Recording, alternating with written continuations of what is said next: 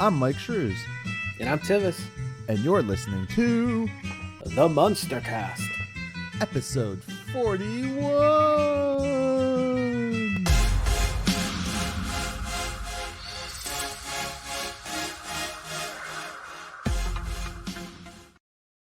Welcome back, everybody, to the Munster Cast, the podcast where we watch and talk about the Munsters. I am, of course, your host, Myke Shrews, here with my co-host and friend, Tivis. Tivis, how you doing today, my man? It's still got a cough, but better. Every time you tell me there's something wrong with you, I just ignore it on the show. All right, that sounds great. Welcome back, everybody, to the Munster Cast. Real quick before we dive into anything, and we're going to start making these a lot quicker this time around. All of our socials, you can find us, I should say, the dirty work. You can find us on all social medias via the MunsterCast. That's Instagram, Facebook, and Twitter. And then you can see our pretty ugly faces on our YouTube channel. And then as well as that, you can go to TheMunsterCast.com, and there you get to see all of our videos are on there. All of our audio podcasts are on there. Video content that is basically anything that goes on the YouTube, but it's all in one home for everybody to just go to and see. There's also articles, Munster based around or Universal Monster based around. And then you can also go to themunstercast.com/merch and check out our merch. Of course, I am, if you're watching the video today, I am wearing one of the MunsterCast logo shirts with Herman's big old face right on my chest. It actually came out pretty good. I was surprised. I've only got the Exalted in Heaven Brody Lee shirt. Rest Nice. in peace. Nice. That's awesome. Real quick, too, also, if you guys want to, you can go to the website, themunstercast.com, and slide over to the right side of your screen and click the mic button. You can leave us a voice message over there, which can also be played onto the podcast itself. Just let us know if you want that at the end of the message, and we'll pop it onto the episode for you guys. You can tell us anything you want about Munster related, of course, or what you think of the podcast, things like that.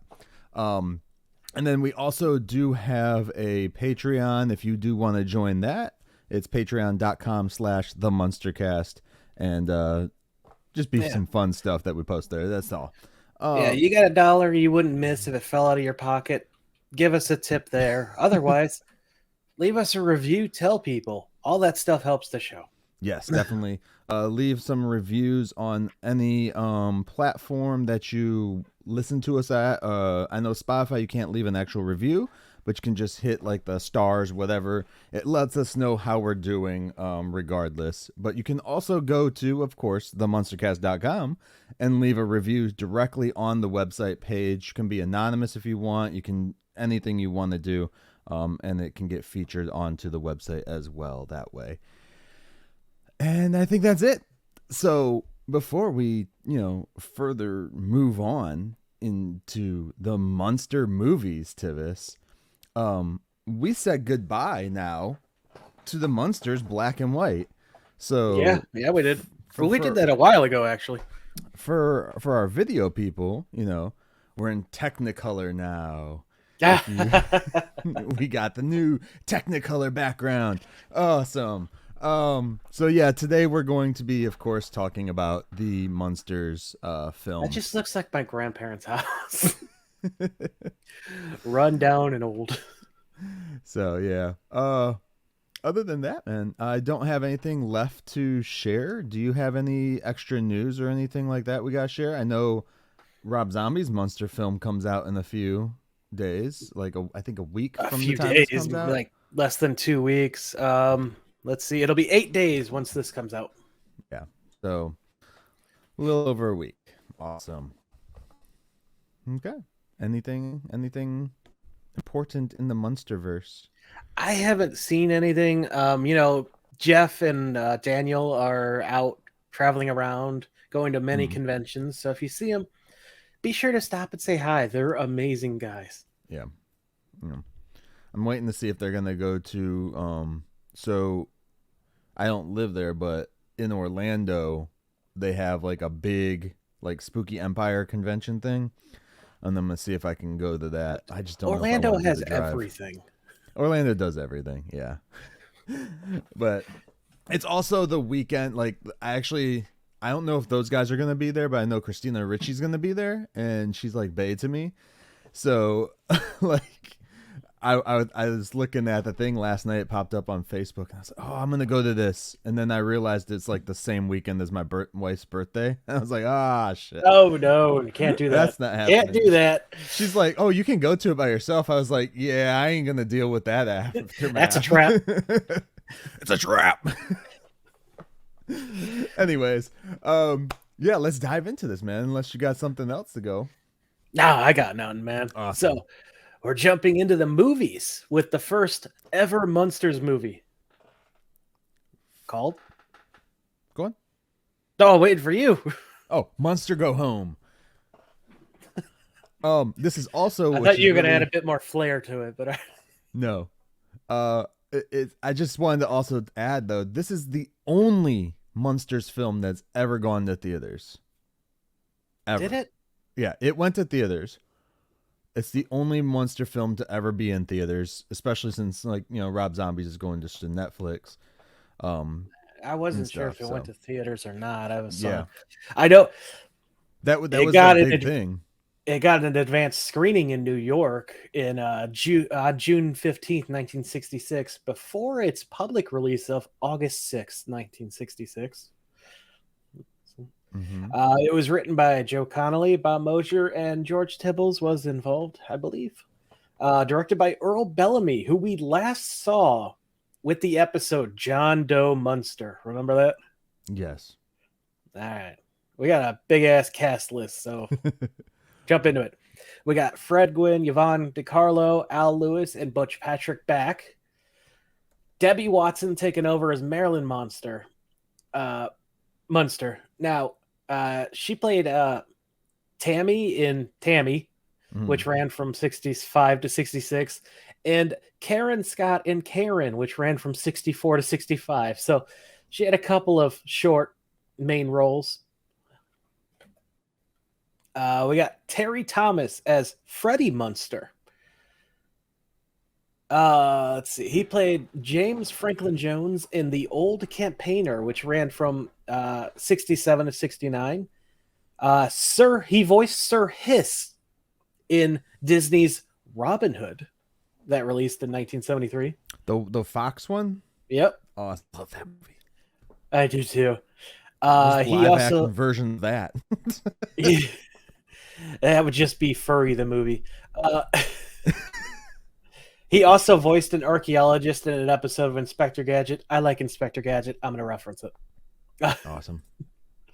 We got... Do it. Okay, this looks like Hermione. Okay. Gingold. Yeah, look that up. Here. I might have Hermione Gingold.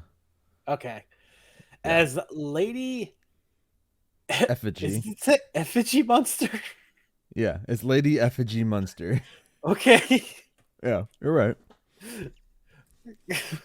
Sometimes I type these and I misspell them so bad they become another word, and I don't have autocorrect on, so it just happens. We got Robert Pine as Roger Moresby. And the racing cars that are in this film are actually his. Oh, nice. He played Sergeant Joseph Getrayer in Chips, which ran from 77 to 83, and in the 99 movie. He was Tarvin in season 1, episode 17 of Star Trek Enterprise. He played Gerald Halpert in The Office for 13 episodes between 2009 and 2010. He played Master Orgus Din in Star Wars The Old Republic. Love that game, so that's going to get a shout out from me. And he played Buddy in Finding Carter, which ran from 14 to 15. So he's still out there. We got John Carradine as Crookshank. Carradine. John Carradine. Carradine. Carradine. Yeah, whatever. He played Mr. Gatesman. No. That's not a whatever. Come on now. We can argue the semantics of how I pronounce stuff all day long. Like that. Okay. Anyway, he played Mr. Gateman in the TV show. Mm-hmm. We got Bernard Fox as Squire Lester Mosby. Mosby. Every time I hear that, I just think of how much mother. He played Colonel Crittenden and Sir Charles Chitterley in Hogan's Heroes. That's where I seen him from. Could be. He was also Dr. Bombay and So Good Richmeyer in Bewitched. It was probably Hogan's Heroes.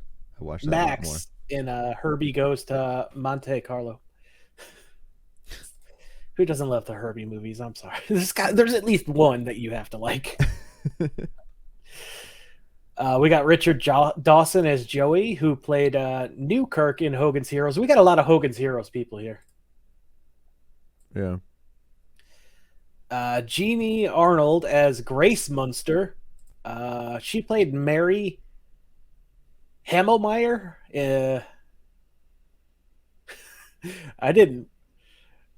I forgot to write down what series that was from. I just have that she was in 13 episodes of something. Wow. The research, my man. The research. Like I did this the Cara Williams show. Okay. You know we what? are a very professional podcast, I promise you people. I was half doing this and half asleep. So we got Cliff Norbert as Herbert Norton, Cliff Norton, I'm sorry, who previously played Police Chief W.R. Harris in A Walk on the Mild Side, so a long time ago. Diana Chesney as Mrs. Mosby. Arthur Mallet as Alfie. Ben Wright as Hennessy. Sorry. Danny D as a British customs officer. Walter Bacon, uncredited as a pub patron. Now this guy has been in everything in the background. Like, he was in. I doubt you'll know this, but here we go. It's another Star Trek veteran. He was in season 128, The City on the Edge, as an onlooker. That's a very small role. Probably. It's a very small role, but I want to give all these people a shout out because they were recognized. We got Robert Ball, uncredited as the first ship steward. Dick Crockett, uncredited as the third ship steward.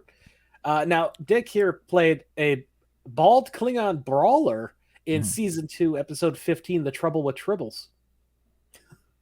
Okay. And also Andorian Thrall, season 2, episode 16, The Gamesters of Triskelion. Yeah. That's a interesting episode. I'll say that. I thought you might get a pop out of those. That's awesome. We got George D. Normand, uncredited as Man at Customs. Pretty much everything from here on out are uncredited roles, just so you're aware. These are all like minor or yeah. lesser, just like the little background people. Yeah. Okay. But they got interesting shit. So Jack Dodson, uncredited as the second ship steward. He played Howard Sprague in 37 episodes of the Andy Griffith Show and Ed Jenkins in one episode. He was Judge Farnham in St. Elsewhere and Mr. Mellon in Homefront. Okay. We got Jimmy Garrett, uncredited as a British hooligan.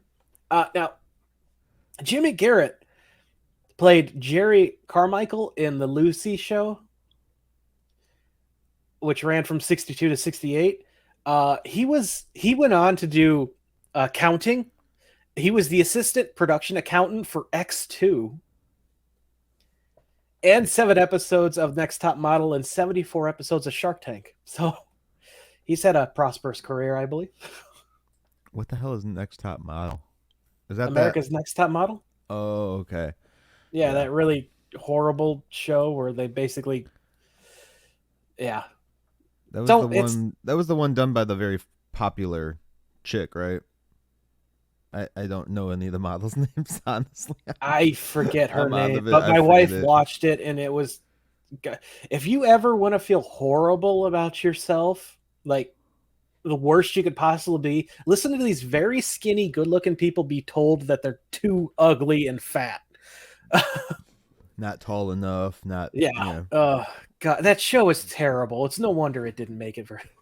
Uh, James Gonzalez, uncredited as a race spectator. Robert Okay. Hitchcock, uncredited as a ship passenger. This was his first acting role, according to IMDb. Henry Hunter, uncredited for a minor role, who previously played the mayor in Mike's Peak and the older man in Herman the Master Spy. So we got a returning veteran here. It's nice that he was able to be given a role. Peter James, uncredited for a minor role. Colin Kennedy, uncredited as a man in the pub. Helen Klebe, uncredited as Emily. She was previously the first woman in Underground Munster and the manager's wife in A Visit from Johann. So I really like that we're getting some, people back from episodes. I just hope we're getting people back from the beginning of the episode of the podcast. You know what? I see the end of the list here. Crossword time, people. Don Knight, uncredited for a minor role. Now, he played Fletcher in The Immortal and Chase's father in Manimal, which is something I think you should look up if you haven't. Did you just leave me? I'm still here. Laurie Main, Laurie Main. She played. I'm sorry.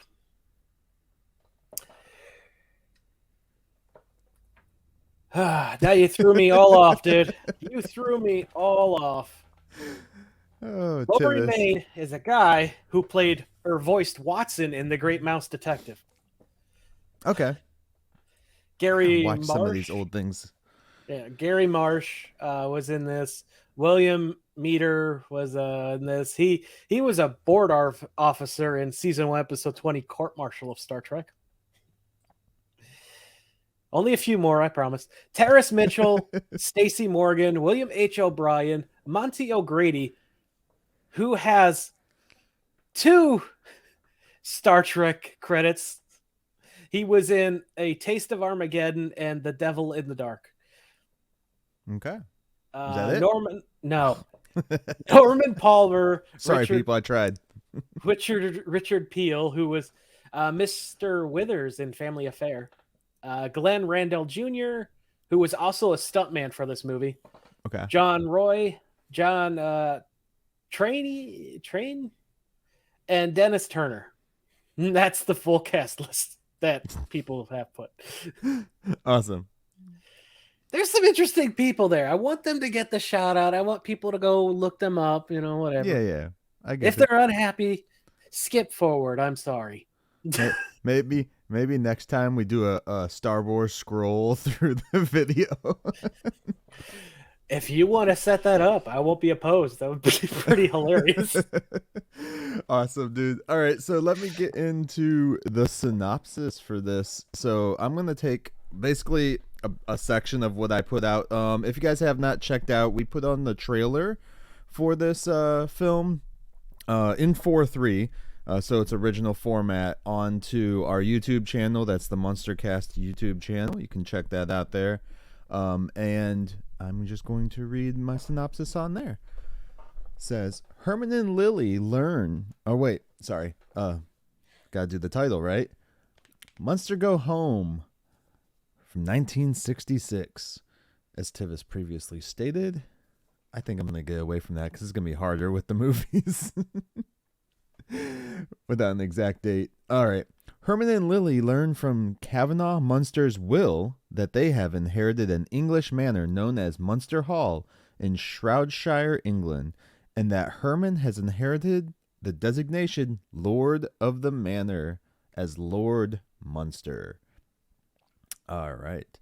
Real quick, Munster Go Home is a 1966 American comedy film based on the 1960s family sitcom The Munsters. It was directed by Earl Bellamy, who also directed... now who can't say names? I've only said that name a few times. My print is super tiny. Shut the fuck up. Well, make it bigger, old man. Who also directed a number of episodes in the series. The film was produced immediately after the television series completed filming its original run. It included the original cast with the exception of Marilyn, who was played by Debbie Watson, replacing Pat Priest from the series. We'll get into that. I have some stuff on that for my notes. Another little bit of information about this. In 1997, Good Times Entertainment released Munsters Go Home on VHS alongside the 1981 made-for-TV reunion movie for the Munsters Revenge. In 2001, Good Time Entertainment released a DVD version of the film using the same transfer. In 2006, Universal Home Entertainment released a 2-feature DVD featuring Munster Go Home and Munsters Revenge. Mm-hmm. And that's all I got for that.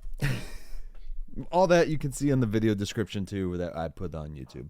Anyways, let's dive into this, man. So as we said last week, I think it was, or the week before, we're not going to do a shot-for-shot breakdown of the movies because, one, we're going to end up doing Rob Zombie's Munsters one, and that's just going to be something like a 1 or 2 time view isn't going to be enough, most likely. And this one, they're just longer. They're not 40 minutes. We broke down to 20 minutes. What was the runtime on this? Like hour 36 minutes? Yeah, something like that. Oh, 96? Okay. Yeah. This came out. This is going to be just a general discussion. But to give a frame of mind of when this came out, it was about 3 months after the season 2 finale. The show had already been canceled, and the Batman movie had just come out like the week prior to this. The one with sharks repellent? Yep. Awesome. The very show that got this one canceled put their movie out a week prior. Oh, fuck them. Yeah. That's some shady stuff, but I get it. Yeah, it is. I have to get my notes from my phone because Batman wasn't even around that long by then. So how they got a movie? Well, I guess because the comic has been around for forever. Yeah, that first season was so popular, dude. Yeah. But we're here to talk about the Munster movie. They also had serials too, by the way. So. Well, yeah, there was 2 before the show. Yeah. I own them both. They're weird. Awesome. Anyways, Munster movie. Let's do this. Dude, I loved the music for this intro. The take they did on the theme tune. Mm-hmm. Did you like their little layovers? Because I know you didn't like the layover. The hell am I trying to say, Tivis? I only didn't like it when it was over the family. If it was outside the house, if it was over something that they were doing, I didn't appreciate it. They did something really cool too, and I suggest that everybody go and watch this film if you have never seen it to understand like our talk, because we're probably gonna be around. But like, yeah, I actually like that they don't do it over like scenes.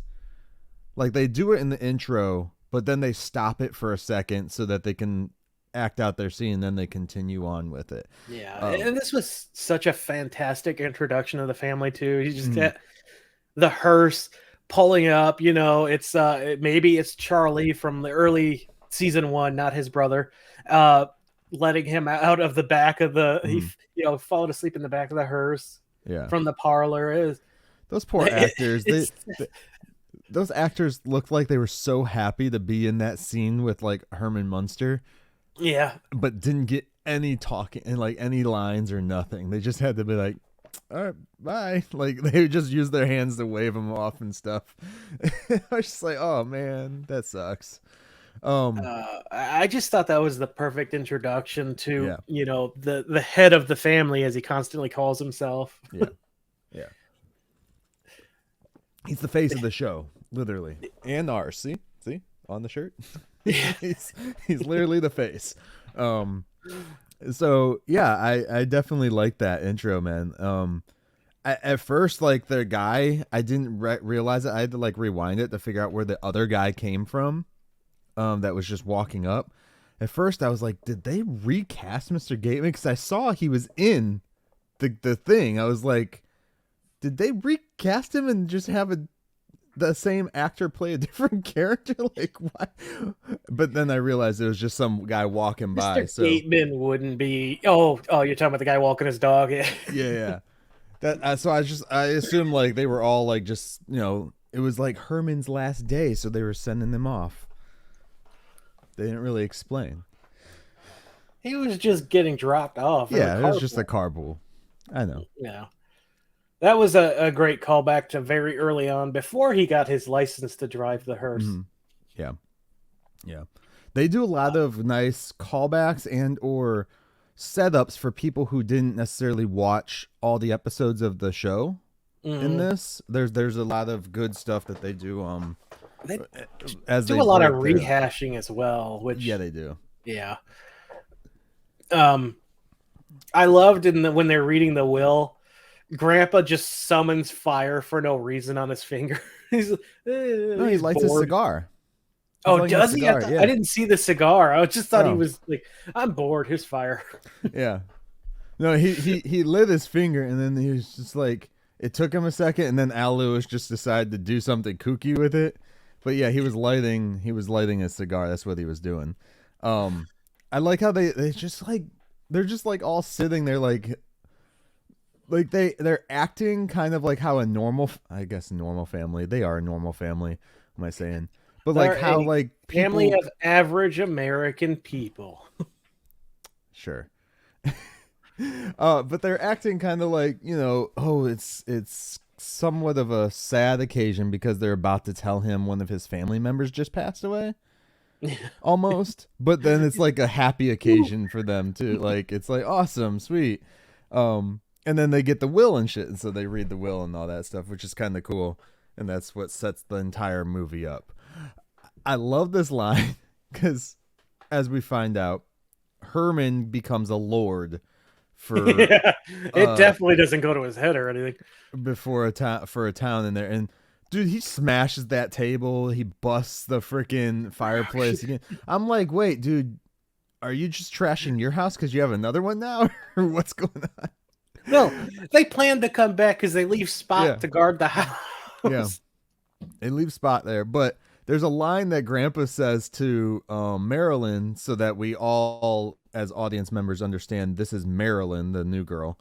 Yeah. And he purposely is like, hey, Marilyn.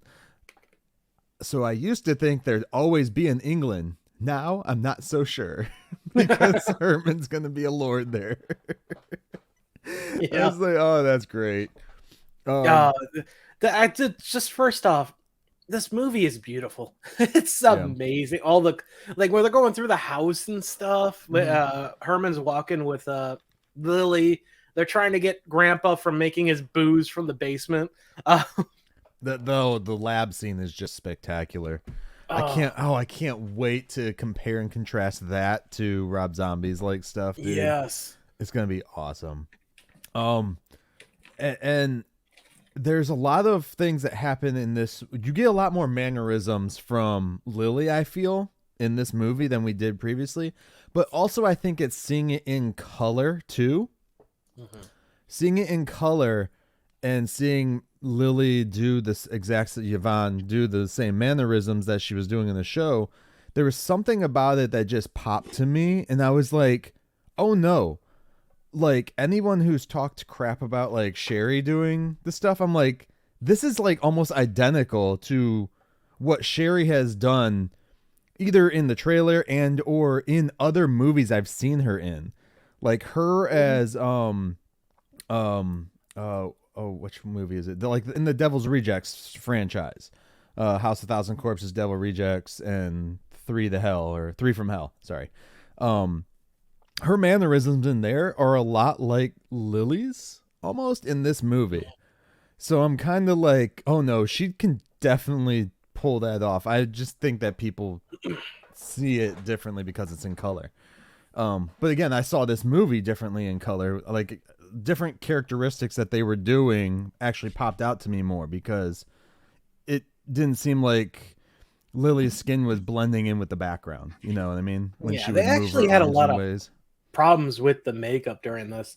I didn't include it in my trivia, but I might as Uh-huh. well say, if you notice, Lily's hands from where she's touching stuff all the time, the makeup is gone. Yeah. And especially around like their necks and stuff, Eddie is very visible, like where his collar is rubbing it off, and behind the ears anytime you get a behind the head shot. Yeah. Yeah. I think Uh, that's part of it. It makes it better. And maybe it's yeah. not maybe for her, it's not actually her skin tone. That's just sunblock so she can go outside, dude. She is a Oh, that's a Dracula. good lore. Yeah. I believe it, but it's just problems with it aside. They look great in this. Mhm. All of them look like how they're described in the show. Yeah. It's who they are. And you can see too the makeup that they do on Fred for Herman, like his forehead, brow, and stuff. Like it's a little thicker green there in certain Mhm. areas, but in black and white, you know that pops for the shadowing. Do you want to know? I have. I'll say one of my trivia things now. Okay. Eddie's makeup took an hour. An hour. Herman's took twice that. Oh, I can imagine that. Yeah. Yeah. Because Herman, he does the whole prosthetic head piece. Eddie, I think, is just the ears, right? Just the prosthetic. No, he's also ears. got face paint on and stuff. Well, he's got face paint, but as far as the Yeah. prosthetics go, he only really had the pointy ears. But it's like they only had 18 to 25 days to film this, mandated by Universal. So they're spending a good couple hours just getting the makeup done every day before they can even start shooting. Yet another example of Universal rushing a Munsters product. Yeah. Oh, God. If you guys didn't listen to our chat at the end of last episode, you'd understand that a little bit more. I love when they get on the boat to start going and Herman's getting on and he's like, I don't know why they're staring. I'm being inconspicuous. And on the back of it, it says Lord Herman because Yeah. he can't help himself. He and then he immediately gets seasick, which is great. Yeah, like he's just in the boat and he's just like, oh, and then he's like, oh, we're moving. I wonder though, do you think this is one of the many boats that they possibly worked on when they were moonlighting and didn't tell each other? It could be. I know that this boat is modeled like it's the USS. I think United States. It's somewhere in my notes, and it's actually based on a real boat. Okay. But yeah, if the person who designed that boat saw this one, they would have a conniption. So just yeah, little tease for some stuff that's somewhere in there. I can't find it, so I'm not going to read it. But I like this boat ride. Hold on, let's go back for a second and do this like really quick because I know it could be something. So in the house, they bring back up the whole Marilyn her dysfunction and stuff like that, so that the audiences who didn't watch a show understand. Especially ugly or something, because they even say it when they're around normal people. Yeah. Like, that's just rude. I guess because she's so like supposed to be like so beautiful, to them more beautiful is even uglier than a normal person. So I don't know. But so they had to do that misfortune thing again to get the audiences who didn't watch the show to understand this is a misfortune for her within the family and stuff like that. So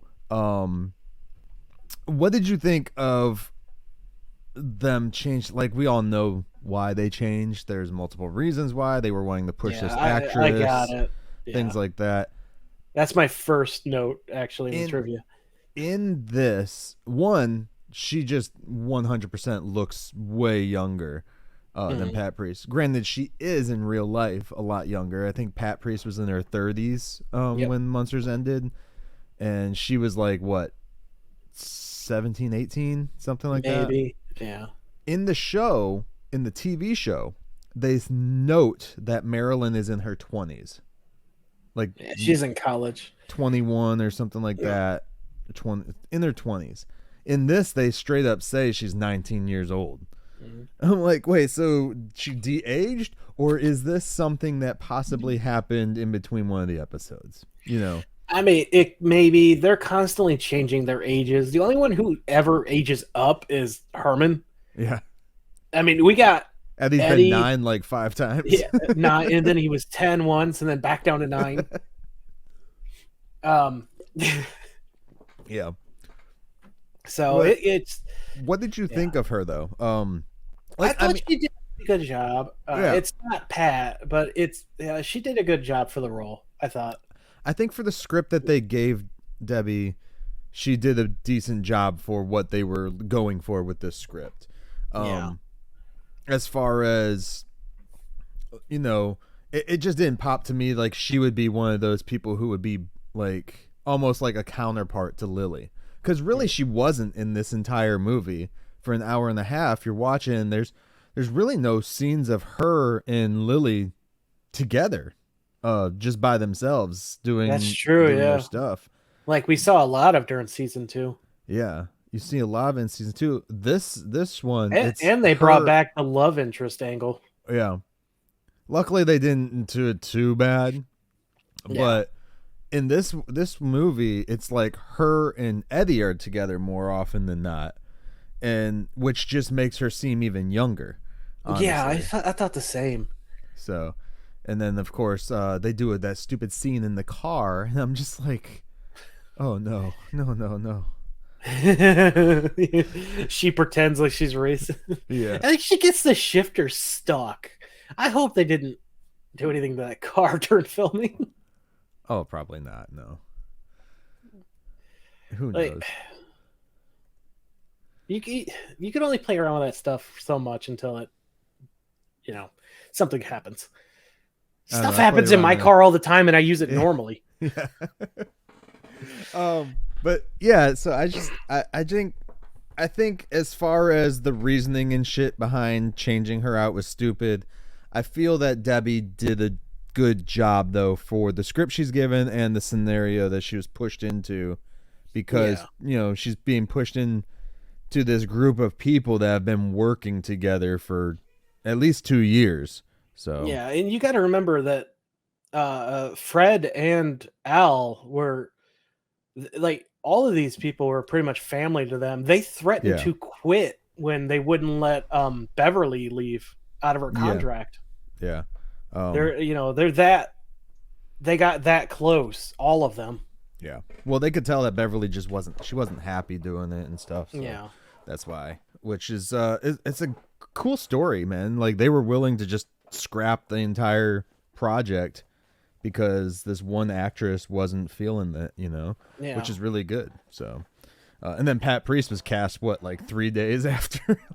yeah, possibly. Yeah. Something like that. I forget what she said in one of the interviews, but it's crazy. But yeah, so I think that as far as like, I know there's a lot of people out there that just like, oh, screw it, they recast her for this. I'm like, I understand those reasons and stuff. Like, I don't understand the reasons, you know what I mean? But I understand it happened. But we can't put it on to Debbie. It's not like she's the one that was like, oh, I want this part. Give it to me. Yeah, there are those kinds of people. Yeah. She didn't have that kind of power. Yeah. And even today, people don't know where to put their anger. Yeah. They blame the wrong people. I'm like, you realize that there are, people in charge of these people that they have to listen to, right? No one cares. Getting back to the boat stuff, though, stuff I liked. Yes. The I don't think they're called bellhops on boats, but the person who was helping them with their luggage, and he's like freaking out at looking at them, and he's like, can I get a tip? And Grandpa's like, oh, thank you. He goes to like drink his blood. Yeah, that was awesome. No. Oh, that poor. And then we got a mirror break. Yeah. The classic mirror break. I'm glad that made it into the movie. Mm-hmm. There was Oh, it's not here yet. Okay, Oh. so yeah, we're still on the boat, and everything they do on the boat is perfect. It's sort of reminiscent to when they were on the train. A little bit, yeah. For when they did the what are they called, the Indian Flats or something? hmm They're When going they on were in that vacation. episode, yeah. So it reminded me a lot of that. Well, a little bit of that. Freaking Butch Patrick. They went back to putting him in everything they could just fit him in. Yeah, he said. It's just like, here's a dresser drawer, go in it. I'm like, how reinforced were those dressers? They had to have done something good. Oh, and Although when it's old Fred dresser, so when Fred opens it to talk to him, he like slams it shut too. Yeah. Did you notice that? yeah. Okay. Yeah. We got a little bit of Herman's origin here. That he was adopted by an English family after he left Germany, so that Yeah. was cool to learn. Well, you have to figure out how the hell he has that dang name. So I was Yeah. glad to see that. I wonder if we'll see that in Zombies movie, because he I'm does really have curious the number about that too. or the name. Yeah. So, well, interesting. Yeah. Al eating that banana pill was one of the grossest things I've ever seen on this show. Well, clearly he didn't eat it, but Oh, he took a bite out of it, dude. no, he didn't. The way they cut that, you could tell he didn't actually have it in his No, mouth. it looked like he did a real good job pretending then, because yeah. it looked like he did. Of course, that's called acting, Tivis. Can I just say, the guy that Marilyn's love interest, he's a real, POS. Is Like, he he's though? so Like, full of himself. he just reminds me of a lot of like a car guy. Honestly. Yeah, I have many family members like that. Almost all my family members are like that, even the ones that listen. Except they aren't like into like, a $300,000-$400,000 fucking car. Maybe mainly because they can't afford it, but still. But yeah, no, he just came off as like one of those guys who's like into the car stuff. He knows his car stuff, but he's also not. I don't know. He could have been worse. He really could have been worse. And he actually seemed like he cared for Marilyn in this when he was like, why isn't she talking to me? Like, what happened? And you can see that his parents are hiding why she left the house later down the road. Yeah.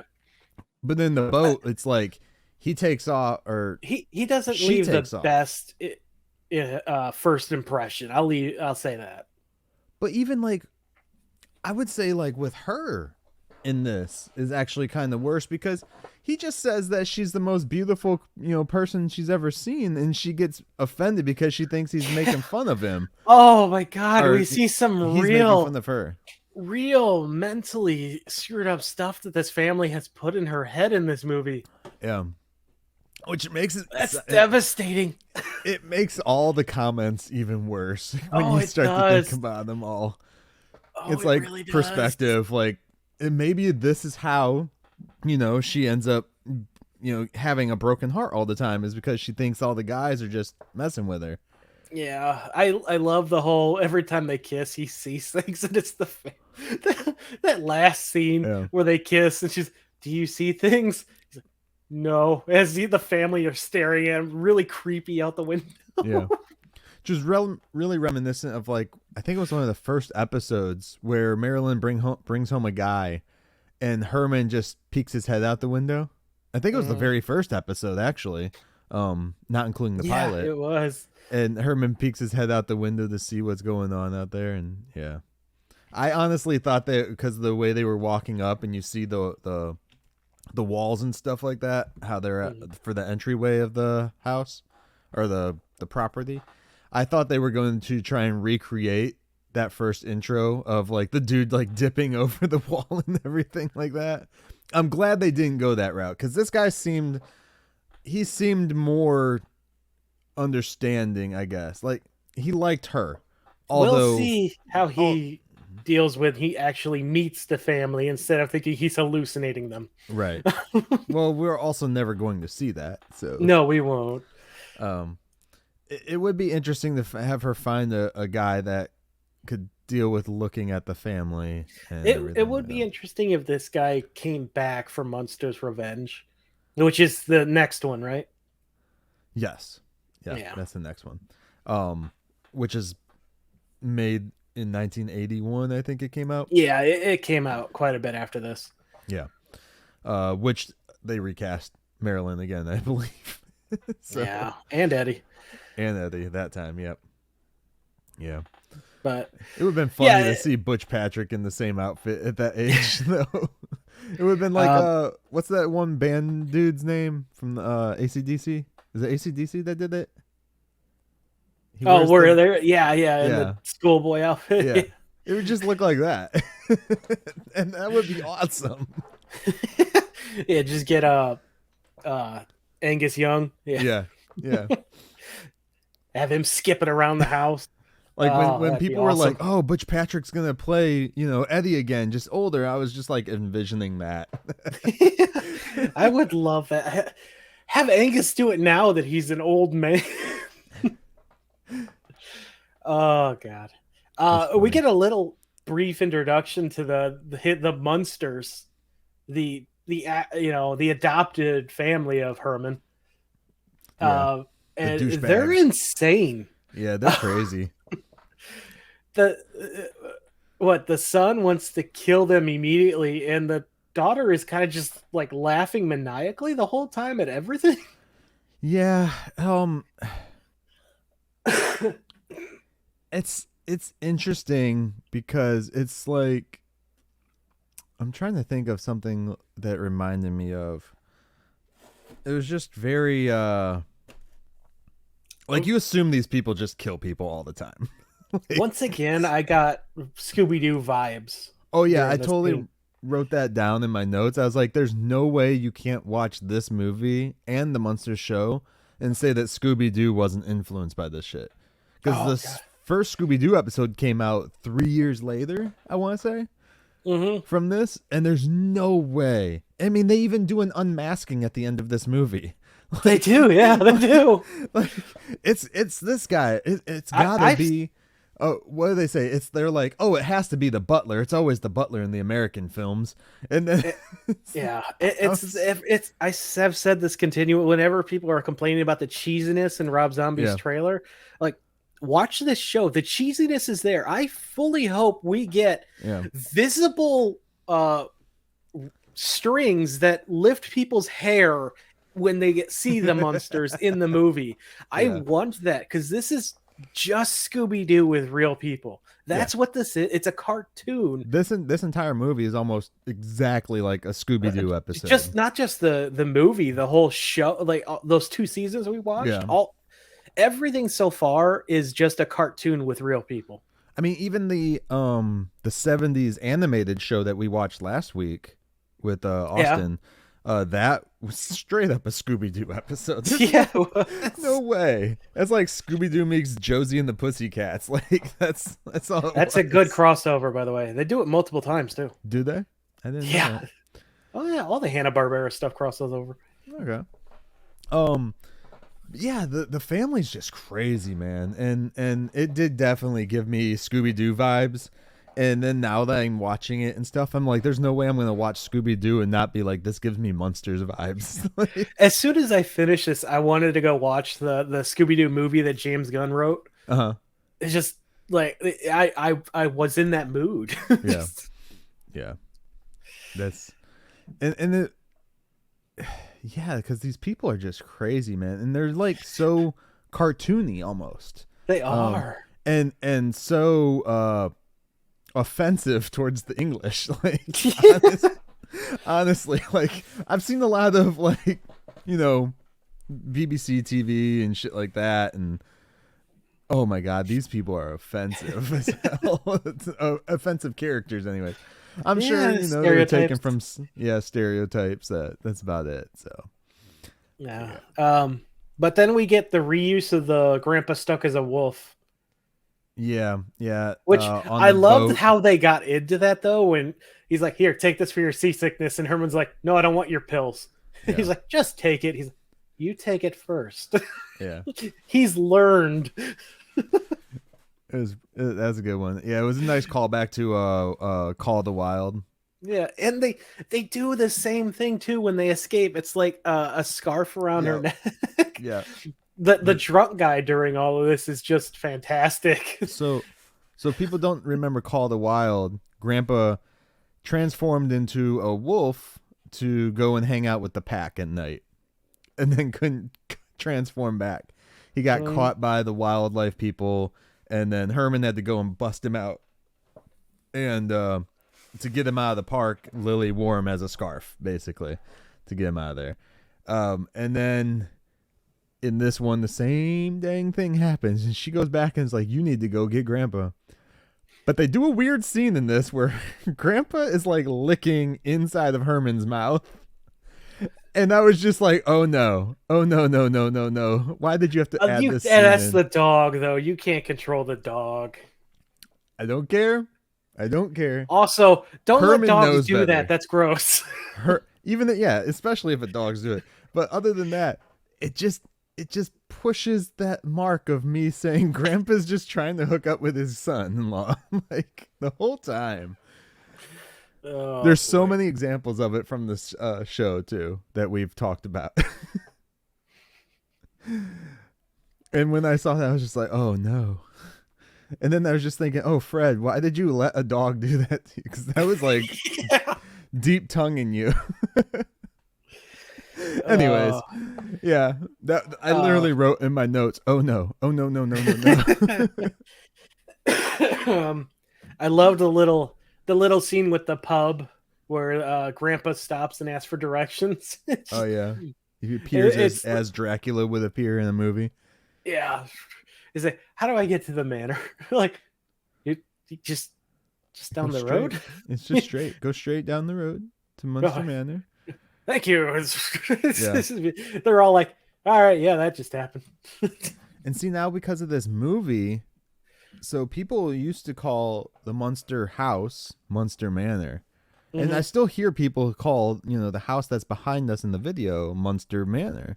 Yeah. I'm like, no. That's Munster's house. Munster Manor's in England. So I think that was my fault. I started calling it that, and it kind of just stuck here on the show. I still think it sounds better. So you were talking about how she was wearing Grandpa as a scarf again, and he runs away after a cat, which I feel that cat is their kitty from the show. It could be. They just, it with does that mean they left it in England? I don't think they brought it with them. I just think that it's the same cat that they used as kitty on the show. Oh, I got you. Because why not? Plus, it's a nice callback to the black cat in the show and stuff. The only thing we didn't really get a call back to was Charlie the Raven. Yeah. But I was gonna say that. Yeah. Grandpa takes off after this cat in wolf form, and then we get him. He appears back in human form after he goes behind the box, like he's done multiple times and everything. Yeah. Except he didn't lose his memory this time. Yeah. But then we get a random fourth wall break from Al. And I'm just like, what's going on? Like, is this something that's going to happen throughout the movie? Nope. It just happened that one time. I was like, whoa. That's just the magic of Grandpa. And look, when they finally arrive at the manor, the Munster family keeps calling our Munsters the Americans. Like, only 2 of them are American that we know of. We don't even know if Marilyn's American. That's true, yeah. Only one of them that we can verify. Because we don't know where her parents are from or where they live. And Eddie... she might be Canadian. As far as the show goes, we don't actually really know how long they lived in the States before. So even Eddie might not be an American, like, birth-wise. I feel like we've gotten some context that they moved there to have a family. Was that it? I think. So he's been working at the same place. It's been 70 episodes. The same parlor for 9 years then. Yeah. Good for Well, they him. mentioned he's been there for a long time. Good for him. He's gonna have a nice. Well, yeah. Oh no, duh, because he fought in the wars and shit for the United States Army. Yeah, they were there for a Yeah, long time. yeah. So they've been there for a while. It's just we don't know when Marilyn came over, or if her sister lives across seas or in the States somewhere else. Yeah. So, anyway, sorry, people. Questions we all have to ask, right? So yeah, they get into the house, and I love the whole. Also, fuck them. They did Freddie Munster. I'm sorry. Yeah, they did. They did Freddie Munster. I'm like, why? Jumping ahead a bit, I loved the scene between Eddie and Freddie. We got to call back to that one. It's like, Can you kiss me goodnight? No. Oof. Can you kiss, or what do you say? Can you kiss Wolf goodnight? He's no. Yeah. Well, then can you kiss me goodnight? And they did so a grabs weird... the doll. Dude, it was a awkward scene. I'm just gonna say that it was really awkward because like they even do this like camera angle on Butch that I'm just like, I don't know what's going on here. Freddie didn't know what was going on. I loved the look of bewilderment on his face throughout that entire. He's like, what? Why are you talking to me, child? It was awkward. Yeah. It was really awkward. Yeah. Yeah. That when they get to their bedroom and they have all of the welcome party of somebody in a ghost, and I swear there was someone standing on the balcony outside. Yeah. Well, I like these effects too. Like clearly they were all sped up and stuff. Yeah. Of like there was sliding panels in the walls and like a skeleton head was there just like laughing, and then there was another one where a skeleton was just hanging there like screaming, and then there was one where a coffin opened up and there was like this nun, like a dead nun or something. I'm not sure what it was. It looked like a nun. It just laying in there with the eyes open too. I'm like, is that a real body? Like, do they have like a real body somewhere? Yeah, no, I love the reactions to that because like, ooh, a sliding door. Yeah. Like, who wouldn't get excited about that? A secret door? That's awesome. And the way that they did it too, it was just like I wouldn't have even been scared. I would just been like, that's kind of cool. Yeah. Like that's, it reminds you of well, at least nowadays the what was that Disney movie, the haunted house or whatever. Talking about the Eddie Murphy Haunted Mansion. Haunted Mansion? Yeah. Yeah, it reminds you of Haunted Mansion a little bit. For people that, are younger. That's a good one too. I love that. Yeah. I could see that. Yeah. That in the morning when they go, Freddy's done. It's like, these people are weird. Then they all come down and greet them properly in the morning. And I loved the interaction with the I can't remember her damn name. Who's Freddy's sister? Freddy's sister? Yeah. Is the other Lady Effigy? Is that it? No, that's the mom. No, that's the mom. It is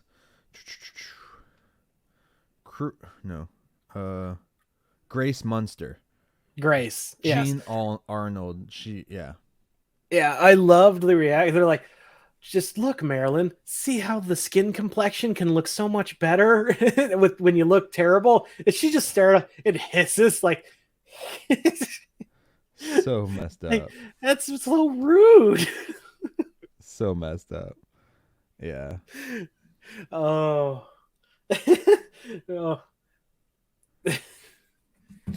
Oh.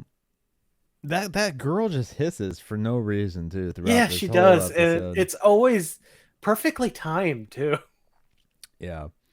I didn't care for that character at all. I was like, you could have done this entire movie without the character and it would have been fine.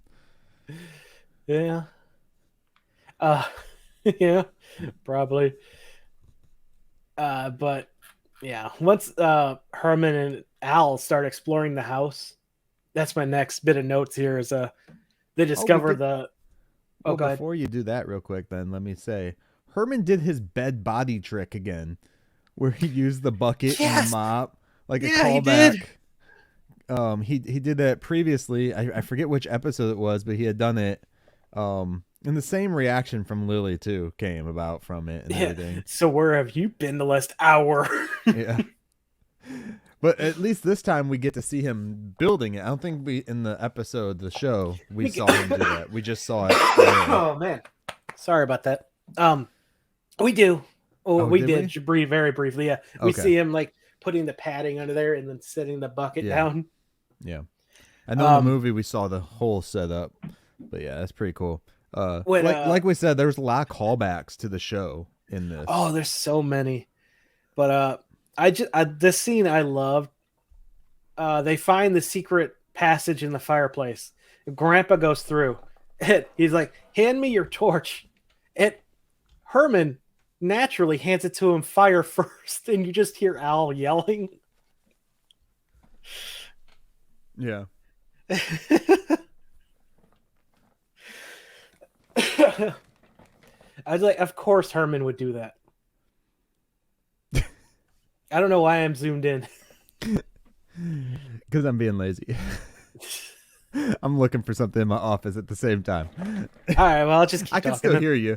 But yeah, no, when they're exploring the entire house, dude, it's I love it. I love the entire scene and everything like that. Mm-hmm.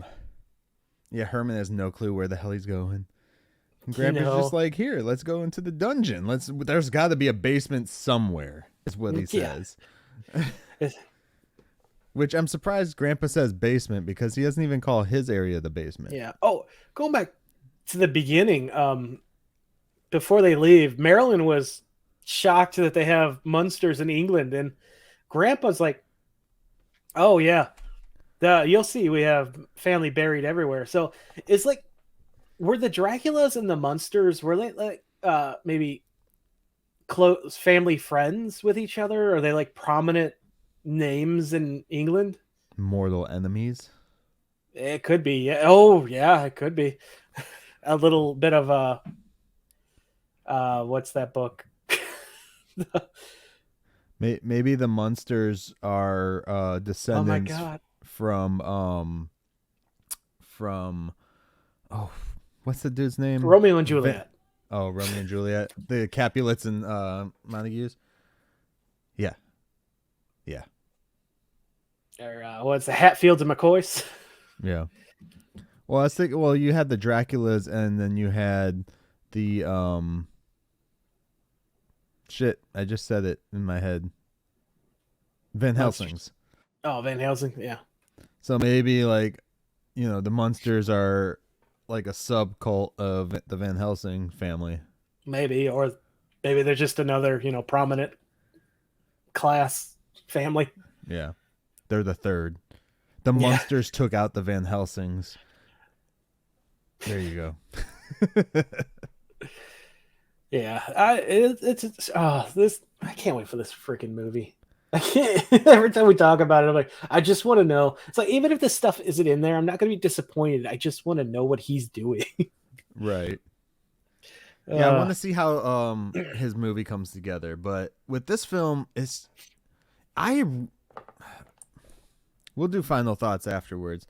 But are there any other hot points that we want to talk I got about? quite a number. So many. When they run into the two guys carrying out the caskets full of counterfeit money. Yeah. And Fred jumps into Al's arms. Yeah. Like, how? What do you mean how? How did Al not like pass out from holding Fred? Well, he wasn't really holding him, most likely. Yeah, that's why it looked like he was. But we got a classic runaway scene with those two guys as they run out of the house, sped up. One guy's like running faster than the truck. Yeah. Another callback to many episodes of the show. Another scene I like when they were going into the counterfeit room and they can't open the door. Herman's like, "Hold on, I got this." Just like rams it. Yeah, he uses his head. For those who weren't looking at Tivis's video, You gotta remember that. He uses his head to ram through the door and bust it down. And then they're in this room, and Grandpa's like, what? And they walk around the room, and they're just like pointing out everything that they're finding. It's Printing like, press, ink. Yeah, okay. Money. Yeah. It's counterfeit ring. I was not expecting that from this movie, honestly. What I wasn't expecting was for Herman to call for Batman and Car 54. Yeah, I love that one.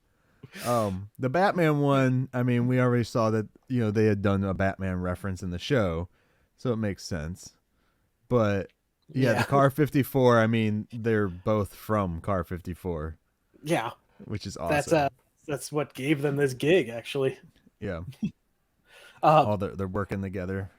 And then Herman tries to steal some money, and Grandpa's like, no. Which is odd, because Grandpa would be the one who would usually just be like, yeah, let's take all the money and go. Yeah, that's what I thought it was going to go. But he's like, no. We don't mess with counterfeiting in this family. Just rigging elections. Yeah. Because that's what they tried to do. Yeah, I forgot about that. But how they get him to join the race at the end, that was ingenious. We don't get the scene, but she talks about how I'll just mention his pride as head of the family, and I'm like, that'll work. Yep. That'll work. That'll do her. That's exactly how Eddie manipulates him into doing things. Did not expect him to race into Dragula. Yeah. I mean, they had to do a callback, which was nice because they basically rebuilt it.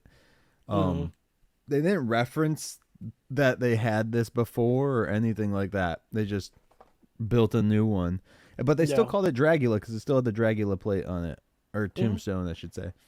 It looked real good. Yeah, I know it was redesigned, but it looked good. Was it redesigned? I believe I read when I was doing my trivia that they used an actual casket when they built this one. I thought they did that with the original one too. Well, I meant the props people. Yeah, I thought show. Yeah, that's what I mean. Well, maybe they did. I thought that the first one was made with a real casket. Yeah, a lot of the museum and shit now. The trivia for this movie overlaps with many, because of the commentary that has come out since. Right. So it's very possible. Right. Yeah. No, there's and what's cool is the actual car, I think, is in the museum in what state is that museum? It's in some very it's in a car museum somewhere. I don't remember where. You probably have to Google it real quick. But yeah, because the one that Butch drives around is a replica. Yeah. So, when Lily and Grandpa are trying to stop the race because they realize there's a hit out on Herman, I love how after they escape in the because they get locked up, so they get into the fake caskets full of counterfeit, or the real caskets, I guess they could be, and they just open up, and the two guys look back and see them sit up. Yeah. That's awesome. They crash, and it just happens to conveniently be a delivery bike sitting there. Let's see. Oh, when Roger's tied up, did you notice he accidentally opens the door? When he's struggling with it, he's leaning against it, struggling. Yeah. And he moves his body with his hand on the door handle, and the door opens, and he's like, uh-oh. That's awesome. That was a mistake. So if people do want to see the real Munster coach and stuff like that, if you can't make it out to a show, yes. Vola, Illinois, at the Vola. I think that's where the original Wolf is too. Most likely, the coach is there as well. Yeah, that unwieldy coach that found out you can't actually drive. And I think Eddie's go-kart thing that they made is also there.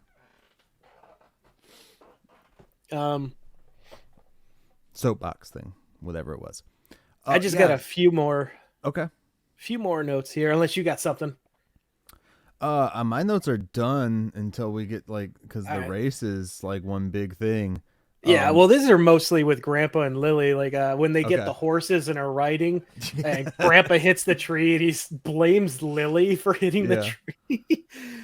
Oh, you could totally see when the stunt doubles are like on the horses and stuff because Grandpa's makeup does not look right. Like, there's a lot skinnier of a guy in the makeup I when they got take off. worried during this scene because the horses jump over a fence and Yeah. Grandpa almost falls off. I'm like, oh my god, they need to be careful. He's gonna fall off, and then he actually falls off, and it's Yeah. because it turns out he's never ridden a horse before. Yeah. Like, how? I love it when they're on the well,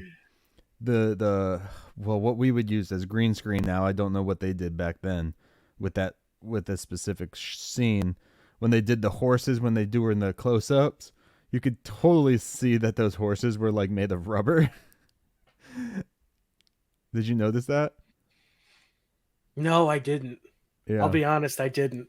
Yeah, they're made of rubber, and when Grandpa gets knocked off, they do the cut to that shot of him getting knocked off by the tree. Then they go back to it, and you see Lily on her horse and the other horse still going next to each other. And then that's where you really can see it's just like a rubberized horse thing that they would use for close-ups and stuff. Clearly for cheaper movies because it did not look like a real horse at all. They had like little spikes on their heads or something that I think was supposed to be hair, but it was rubber. So, did you like the adult joke that kept happening of the two people rolling around in hay? yeah. Every time Herman ran through a hay barrel or haystack, there's two people inside. The same two people, I might have. They're just trying to get on, man. Yeah. That has to not be sanitary, by the way. Grandpa's having a hell of a day trying to save Herman during all this because he gets knocked off his horse. He turns himself back into a wolf, runs into a hunting party, gets chased up a tree. He just gets screwed. Yeah. Which was nice though, because then we don't see Grandpa saving the day. It's actually no one really saves the day. Lily catches up with Herman, and she's just like, "They're trying to kill you," and he's like, "I love you too." Bye. It's awesome. When they shoot the tire out on Herman, and he just puts his handkerchief in there to clog it, and then breathes into it to blow it back up. Like, that's not going to work. He clogs it and then uses electrical tape to tape it on there. Oh, does he? I missed the tape. Yeah. He uses like some black, what it looks like electrical tape, to fix it. Yeah. I like how the solution is just run him down at the end. I'm like, this has never worked for anyone. Good luck. I knew exactly what was going to happen with this. I was like, oh shit, their car's just going to shatter into pieces. Now, did you guess who the Griffith was? No. Is it Griffith or Griffin? Griffin? I think it's Griffin. Yeah. Griffin? Okay. Yeah. Did you guess who it was? No. How could you? There's no way that there was no it was lead the up barmaid. To that. There was nothing like saying that it was going to be that specific character at all. Yeah, and then it turns out she's gonna marry Freddie, and he was gonna be Lord. Yeah. Yeah, that was the big how? Where was the setup? Yeah, there was nothing. There was several things too that they tried to make you think it was the mom. Yeah. But there were several spots too where it felt like they cut stuff out because like they do the stupid setup line where like, oh, I hope they don't get tied up. And then we see Grandpa and Lily tied up in the printing room. And I'm like... They do that a lot in the show, though. I'm like, what? How did they get captured? And why is this guy did he just randomly tie them up and then start telling his whole story? Like, you have to kill these two as well, dude. You just told them what you're doing. Like, just kill them now. What are you waiting for? He's insane.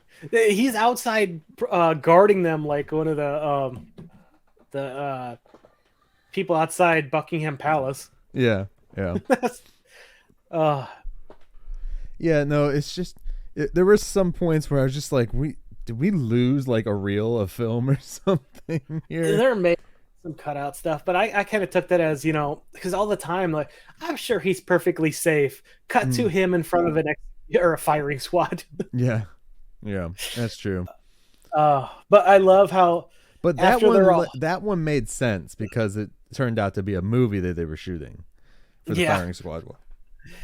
I love how after they're all captured and stuff, they're like, "Yeah, you're never gonna get this," yeah, something like that. And the one sister is in the car and just gives one final hiss. Yeah, because he throws tires on them to capture them. Yeah. He's got to be real good at horseshoe. Look, I'm telling you, people, like, if you have never seen this movie, but you like Scooby-Doo, you need to watch this movie. Oh, it's so good. 100%. Even if you don't care about seeing the Munsters in color, because I know for some reason there's a group of people out there that just think that the Munsters should be in black and white all the time. Like, you should watch this movie, just because it's such a great, like, exploration of how to do something. I want to say original because I don't really recognize a lot of the things that they do in this from other stuff beforehand, because like we say Scooby-Doo, but Scooby-Doo came later. So like it's something we can see how this influenced stuff to come, in a major way, right? But they also did this thing where they did like a whole new story while still using elements from the stories that they've already told to move this story along as well, which is awesome because you see a lot of movies and stuff nowadays where it's just like, it's nostalgia, like just shoving everything in from the old content, you know what I mean? Just so you remember all of that, and then the story's kind of like, whatever. This one here was like, no, we're going to show you, we're going to remind you of like these little stupid skits and stuff like that, or story arcs that we might have possibly done, but we're giving you a whole new storyline and some new characters, and we're going to surprise you at the end, because I've watched movies for a long time in my life, a lot of movies. I did not see that ending coming with that chick. No. There was nothing there. And I kind of feel like they didn't intend for us to know, because there's a lot of between Freddie and his sister. Yeah. They're like, oh, you don't know who it is? Yeah. It's because you can't possibly call who it is. Right. So it's like one of those things. I'm just like, it was actually done. It was either done really well for that reveal at the end, or really bad because they had zero setup for it. But it's a toss up, because for me, I'm just like, I didn't see it coming, so that had to be pretty good. Yeah. Although when you think about it, I guess retrospectively, you know, the sister had to know who it was, because she's like criticizing the brother for not knowing that it was his fiance. Yeah, and this is fiance. So in retrospect, you can look at it like that. But other than that, man, I'm just like, I didn't see that coming. No. It was like when Scooby-Doo takes off like 5 different masks from a killer. And you're like, it's the old man Gribbles. It's this. Oh, it's you. And then like Velma comes over and be like, I knew it all along because of this, and this. I was honestly waiting for some character like Velma to come in and explain it all. I love this film. This was a really good time. Yeah, this was a good film. I'm so film. glad we watched all of the show before we got to this, because so much callbacks. Like, you get so much more enjoyment if you know the stuff that came before. Yeah, most definitely. It was a fun time. I love doing it. This film, like you said, after the show. Of course, why wouldn't you do it after the show anyways? It just makes chronological sense, possibly. Who knows? It could take place in between some episodes. But yeah, it was a good time. I had fun with this. I did not expect like an hour and a half Munster film based on a TV show using the same actors, almost the same, all the same actors anyways, was going to surprise me in a way that I wasn't expecting the ending, or like I didn't expect the money thing either. I was like, what is this like? Yeah, the entire time they're leading people to believe that they're just killing random citizens. Yeah. Instead they're making fake money, but for what purpose? That's the thing. They don't explain what the money is for. No, they don't. It's just like a Scooby-Doo episode. It makes no sense in the end. I was going to scare you kids away so that I could get the manor to myself. Like, wait. Then what? You have to get the deed first, dude. Like, squatters' rights. This was a good time, people. I'm going to make a post before we release this episode to let people know, definitely watch the movie before you listen to us talk, because I'd like to see, if you haven't seen it, if the ending surprised you or not. So I definitely would like to have more people go that way, for sure. Yeah. Or if we're just stupid and didn't see the ending coming. Let's end the show with some bit of trivia that I dug up. Awesome. We'll go full. So we kind of touched on this quite a bit, but the reason Universal replaced Pat Priest with Debbie was because Universal wanted to build the career of Debbie, and Pat was also 30 at the time, and since they wanted Marilyn to be younger, they decided to cast younger. This, of course, devastated Priest and angered many fans of the time, and still kind of angers people today. And also, as a side note, Debbie's career never took off the way they hoped. So that's a bit of a downer, but Richard Dawson would often make fun of himself for being in this movie while hosting Family Feud. I don't know if Myke is there or not. I can't hear anything. No, he just left. I wrote some of these for him to get his input, and he goes and leaves me. I am here. All right. Did you hear that last one? No, I could barely hear it. Sorry. I said Richard Dawson would make fun of himself for being in this movie while hosting Family Feud. Makes sense. Yeah. Makes sense. Do you remember? This is a little off topic, but for people who have seen Rocky Horror Picture Show, the guy who basically narrates the show, narrates it a little bit, he shot that completely separate. I forget his name, but he shot that completely separate. Was never on set with the other cast members ever, because they probably don't think he would have wanted to do the project if he was. Yeah.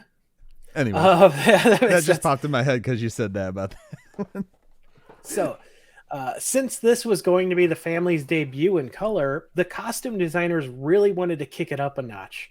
This is why Butch is seen wearing a purple outfit, and Lily has a different shroud than any of the ones we see in the show. Okay. This show was often double billed with the Ghost of Mr. Chicken. Okay.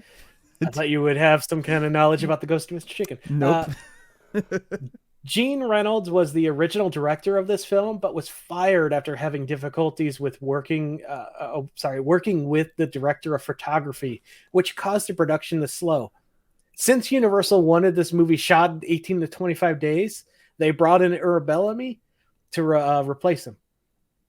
Okay. Yeah. This movie, of course, was an attempt to bring in new audiences and to revive the show from cancellation. Didn't work as well as they hoped. And they made this movie, you said, in 14 days or something like that? 18 to 25 was the mandate. So basically they had a month to get it done. Dang.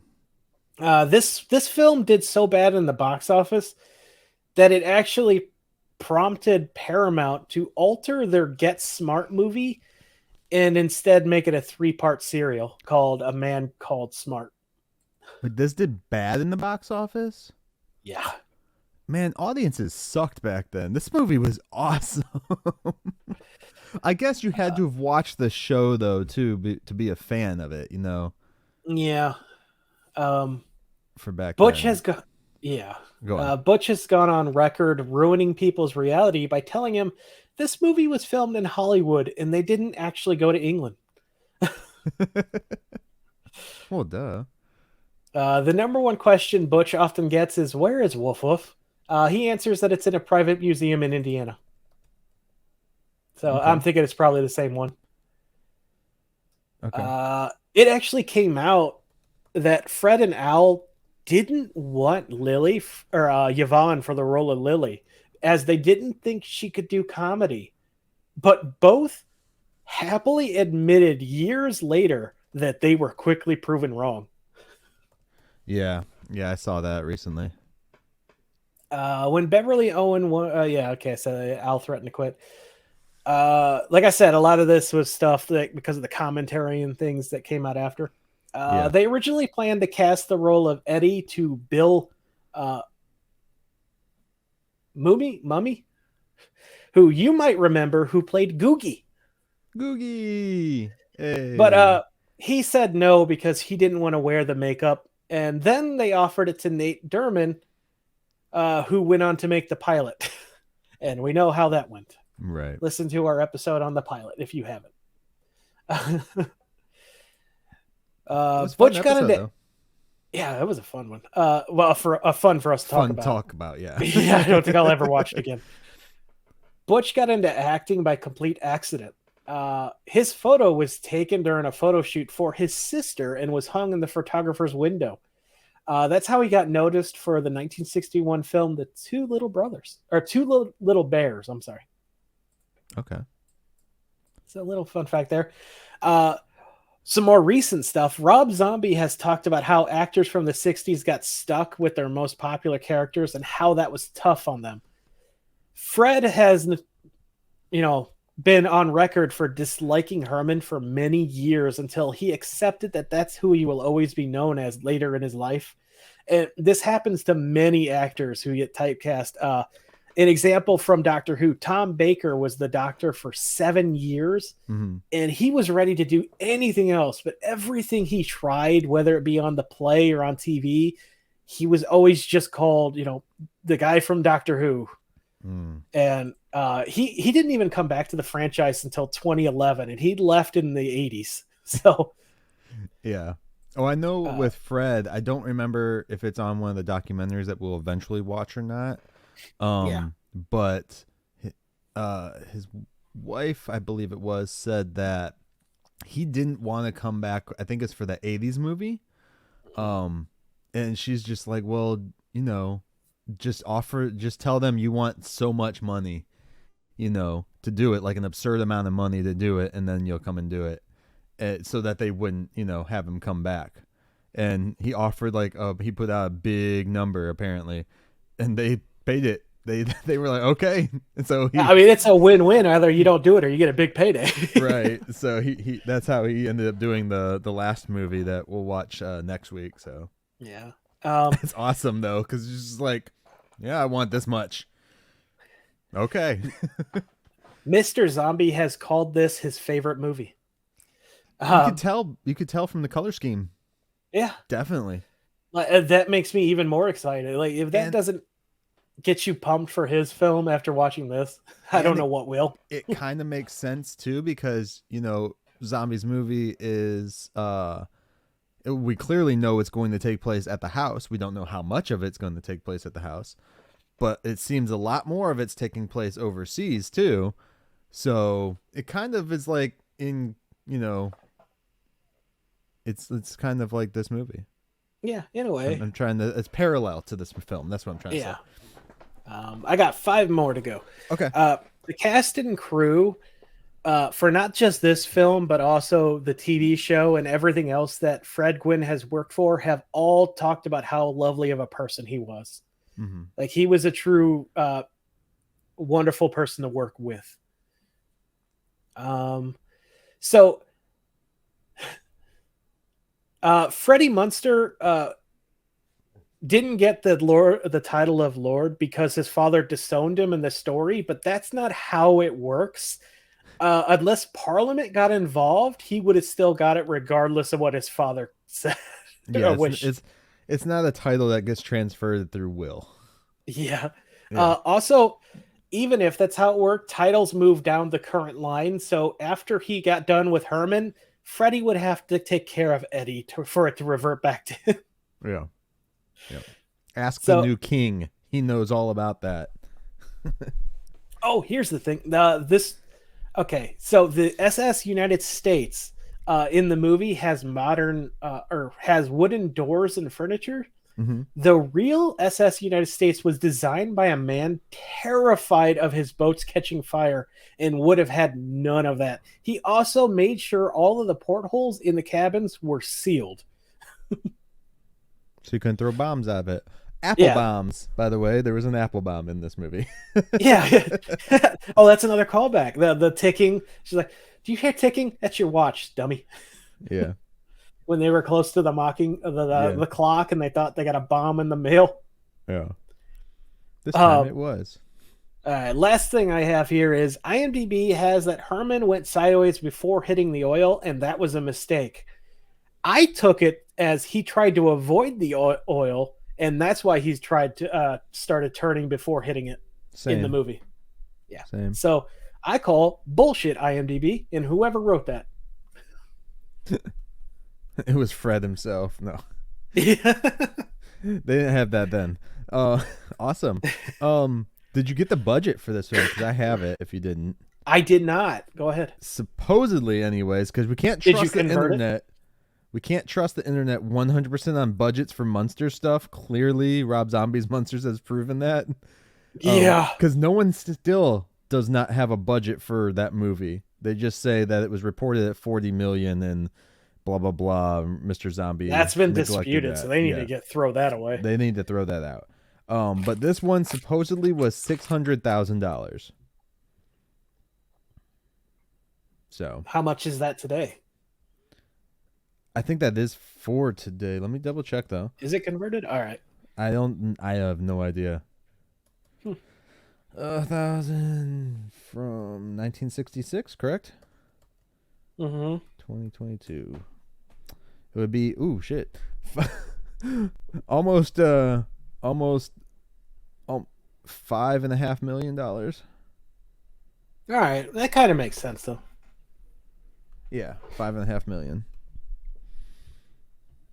Which, I don't know. We'll see. Yeah. Let's see what Rob Zombie's movie comes out to, if they'll ever say. I mean, that's still way less than 40 million. So. Oh yeah, definitely, easily. What is that? That's around like the Deadpool price, isn't it? I think Deadpool was about 8 million, I believe. Was it? Okay. Well, still. And then they didn't have to pay marketing. Was fantastic. It looked amazing for the budget. Mm-hmm. Oh no, this movie was awesome, and I'm assuming that they told them you have 20-some days to do this movie because they were probably going to tear the house apart or some shit, and they're like, "Look, you got to do this movie now because we need the house, we need the set." Yeah, it could be, yeah. Because we know they've used those houses for multiple projects all the time. How Universal treats this property is so frustrating. On the outside, I mean, people, because they clearly didn't shoot this whole show in the interior of that house, by the way. No. Those were all sets. But yeah, they probably wanted to use that exterior for something else. And we're like, you got this much time, get out. That's probably why this took place in England instead of their house.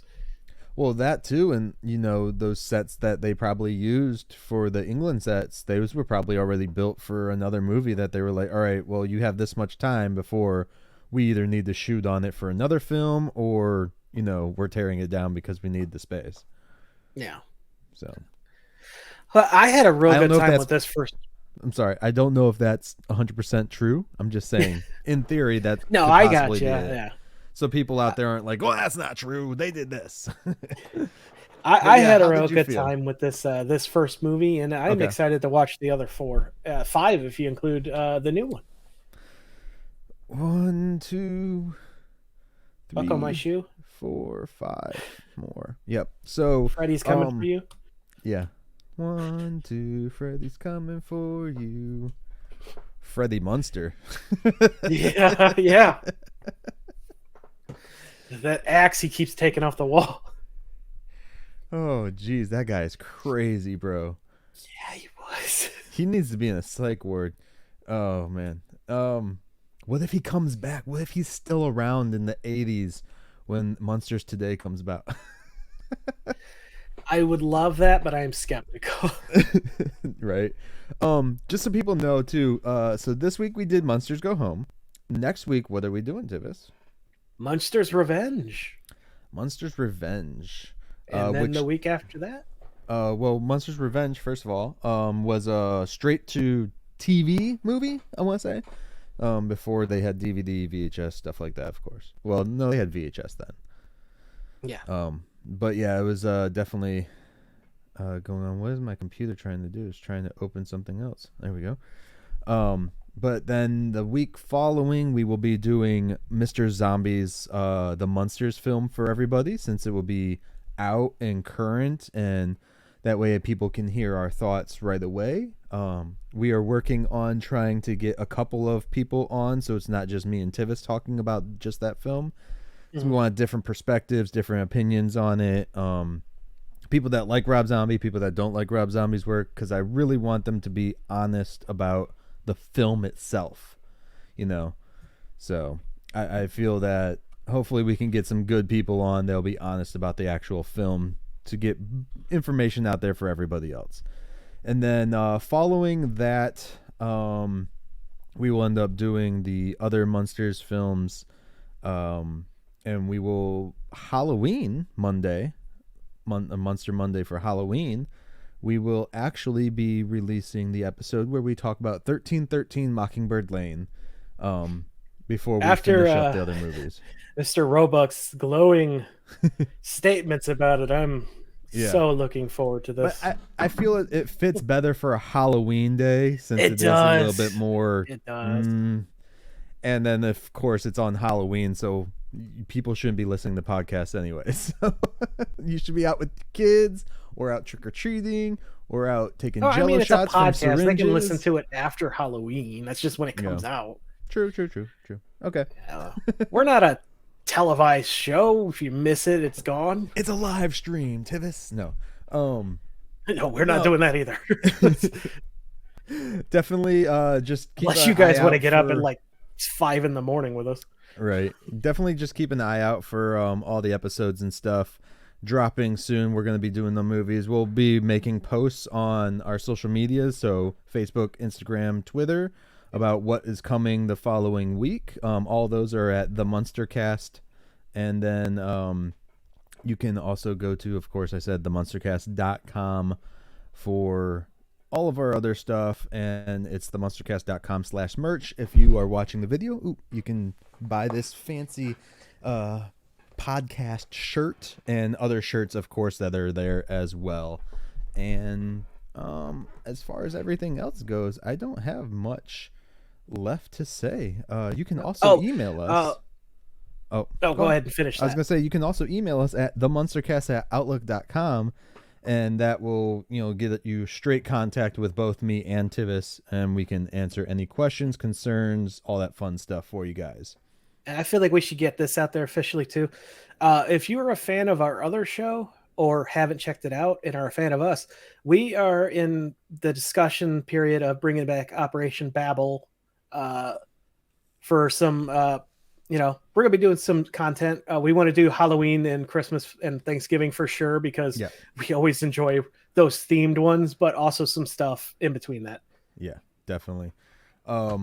Definitely check out Operation Babel. And speaking of movies and things like that, last week I started doing a recommendation where I recommended Vampire's Kiss with Nicolas Cage. This week I am going to recommend Stephen King's Pet Sematary with Fred Gwynn in it. Check this film out. It is a great film. If you like scary stuff, be very cautious if you aren't into like massive horror. This movie made me still to this day, at least a couple of times a week, I'm afraid to stand up out of bed because of this film. You have cats too. Well, they're not in our room. I shut the door. I shut that down real quick. They don't come into our room while we sleep. You don't want them sucking your soul out of your mouth while you're sleeping? No, it's just uncomfortable to have some hairy thing lay down on your back while you're sleeping. Right. But yeah, I definitely recommend this. It's a good one. Fred Gwynn's in it for a little bit. So yeah, definitely check that one out. And anything else going on right now? I don't believe so. Just follow us on all social medias. Find us on YouTube at the MUNSTERCAST YouTube channel. We can see our pretty ugly faces. And Tivis, any last words or anything, my man? I really hope that everyone watched this movie because it's a blast. Definitely. All right. Well, with that said, guys, thank you very much, and we will catch you next time as we take another stroll down 1313 Mockingbird Lane. Mockingbird Lane. The